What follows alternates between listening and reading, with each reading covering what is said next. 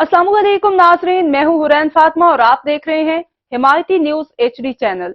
नजर डालते हैं आज की अहम खबर पर। इस्लामाबाद वजीर खारजा इसहाक डार आज गैर मुल्की दौरे पर बरतानिया रवाना होंगे। एक रोजा कयाम के बाद ब्रसेल्स जाएंगे।